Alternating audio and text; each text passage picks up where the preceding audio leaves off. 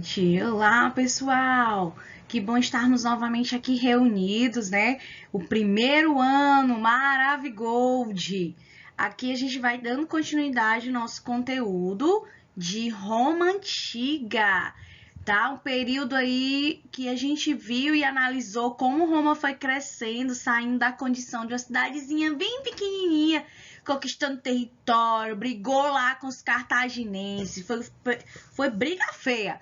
E aí, diante de todos esses conflitos, essas expansão territorial, os romanos conseguiram cada vez mais se tornar um grande território. Diante disso, nós vimos que foi implantada a República, que depois teve confusão, conhecemos Júlio César. Então, a gente está vendo aí, caminhando e adentrando dentro desse contexto do que é Roma Antiga.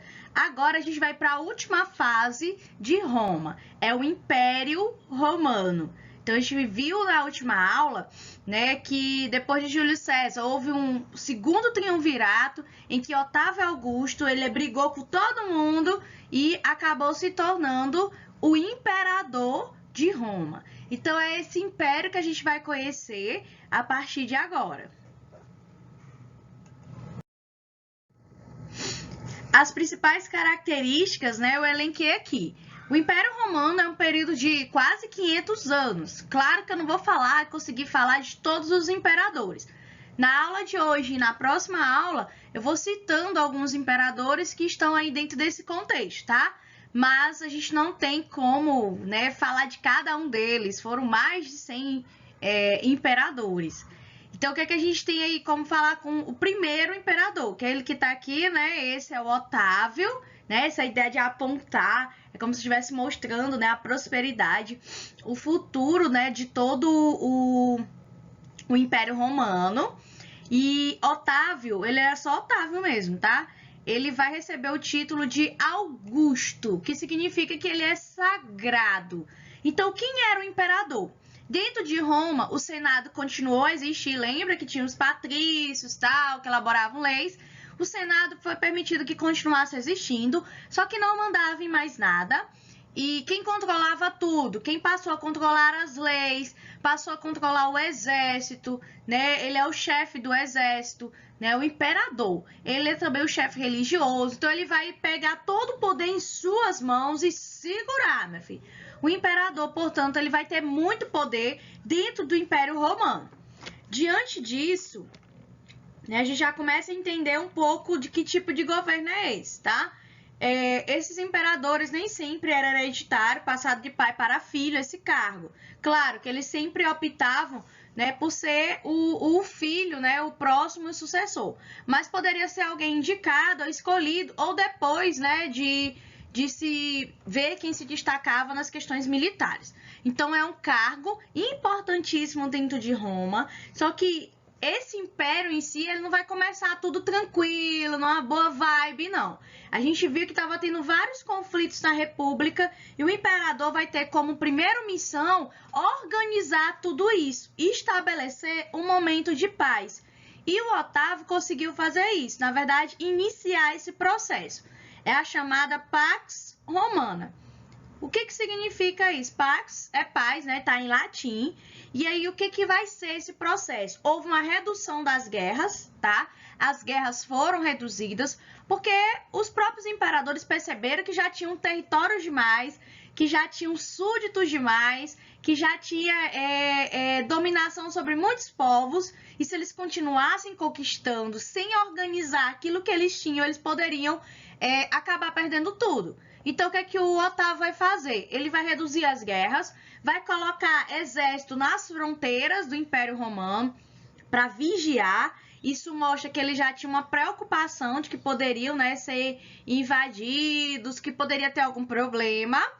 Esse período também vai ser um período de engrandecimento cultural, mas também de engrandecimento das obras, que existiam em Roma. Roma vai estar no seu ápice de população, com mais de 1 milhão de habitantes, e aí vai ser construído prédios públicos, em homenagem ao imperador, vai ser construído, algumas diversões públicas. Tinha as termas, que eram piscinas de águas quentes subterrâneas, e elas eram públicas, só que tinha os horários, né? E mais ou menos de 2 às 16 horas da tarde era de uso da elite, os patrícios, deixavam toda a sua sujeira lá, né? Tudo que eles não gostavam, deixavam lá. E aí depois vinha o horário dos plebeus, né? Os plebeus pegavam lá já essa piscininha já suja. Mas os plebeus amavam, né, esse processo, e isso mostra também uma preocupação em, não diria deixar o plebeu feliz, mas de pelo menos apaziguar, né, as relações com o plebeu, né, dando de algum tipo de diversão. O Otávio também vai né, organizar, implantar um pagamento para o exército, uma espécie de profissionalização do exército. Então, o exército vai agora estar organizado, vai receber pagamento. Isso facilita bastante de um exército um pouco mais fiel. Por quê? O que tinha? O plebeu, ele é obrigado. Disposição do plebeu para lutar. Plebeu vai receber pagamento. Eba, cadê? Onde é que eu tenho que conquistar territórios? Então, isso muda um pouco, tá? Tem pessoas que vão participar do exército e, a partir daí, vão ter condições de se manter economicamente, né? De manter uma família. Então, eles vão estar mais dispostos nesse trabalho aí do exército, tá? Então, a gente tem esse momento de paz romana que vai perdurar por quase que 200 anos, né, desse império. Então, vai além do governo do próprio Otávio Augusto.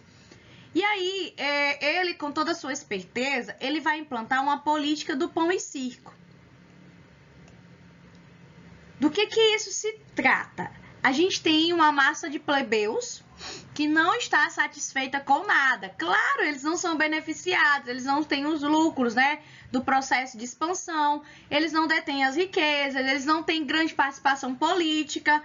Então, os plebeus, eles estão meio que estressados, né, diante dessas condições, sem falar do grau de desemprego, né, muita fome, miséria para a classe dos plebeus.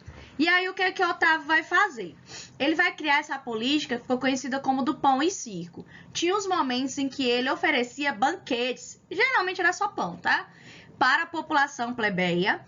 E também que ele distribuía trigo gratuitamente. Às vezes, pão, professor? Pão? E eles gostavam? Gente, essa população desse momento tem como base da sua alimentação o pão. Então, era pão de manhã, pão meio-dia, pão de noite. Se o menino pedir, mamãe, quero lanche, é pão, né? Quando tinha, né? Então, pão é a base de tudo. Então, no almoço, era um pão com uma sopa de verduras, né? Uma sopa com batatas. E isso já era a alimentação adequada, segundo o que eles tinham naquele momento. Então, dentro dessa perspectiva, o que a gente percebe? Que os plebeus, eles, tendo o pão, eles já teriam um pouco desse alimento. E aí, Otávio, espertamente, eu vou dar pão para essa galera. E deu, tá? Se não o pão pronto, ele dava realmente o trigo para que eles pudessem produzir, né, o seu alimento. E aí, nem só de pão vive o homem, mas de toda a diversão que ele pode ter. É aí que Otávio vai abrir as portas, né, dos locais em que aconteciam as apresentações dos gladiadores. As pessoas amavam aquele negócio de sangue jorrando, um matando o outro. Essa violência fazia parte da sociedade romana. Então a galera ficou tipo, uau, eu vou entrar lá, né? Tem o principal, né, arena, que é o Coliseu. E aí a galera ia pra lá muito feliz, né? Os plebeus, porque agora era gratuito, é de 0,800. Mas, né, o pessoal também reclamou, como assim? Como é que eu vou assistir esses momentos se eu tô trabalhando, se eu sou um plebeu que trabalha? E aí Otávio foi além, ele decretou 173 dias de feriado, só pra gente entender o babado forte. Então, o que seria o circo? As apresentações dos gladiadores, tá? Né, que estavam lá se gladiando na arena, lutando pela vida, como também as apresentações, essa recebeu realmente o nome de circo, que é as apresentações de corridas de biga. O que é biga? Biga é uma espécie, né, de carroça puxada por 2 cavalos. Então, essas apresentações também eram muito cobiçadas, essas corridas de biga, e eram chamadas de circo, tá? Realmente era bem engraçado, porque os corredores caíam dessas mini carroças puxadas a cavalo em alta velocidade, e aí a galera, estão caindo, estão morrendo. Mas o que é que eu quero que vocês entendam? Nada disso é para beneficiar a população. Tudo isso é uma forma de controle, tá? Uma forma de controlar essa população de plebeus. Então, há todo um cuidado, né, que Otávio está tendo, que os outros imperadores também vão ter, de amenizar, né, essas revoltas plebeias com essas práticas de distribuição de alimentos e de diversão. Aqui eu coloquei, só para a gente ter uma ideia da extensão territorial do Império Romano. Então, aqui, toda essa área, né, aqui de bege, mar escuro, laranja, não sei, toda essa área é o Império Romano. Então, ele já tinha conseguido os territórios no Ocidente e no Oriente. Então, ele já tinha um grande império, tá bom? Então, aqui é muita terra e, claro, isso vai ter trabalho e já vai entrar em crise, que já é o tema da nossa próxima aula. Então, esse Império Romano está imenso, riquíssimo, mas também ele vai, vamos dizer assim, criar seus próprios demônios. Vai ter vários problemas para serem resolvidos e vai acabar levando à queda, né, desse imenso Império Romano. Então, fica conosco até a próxima aula, tá bom, galerinha?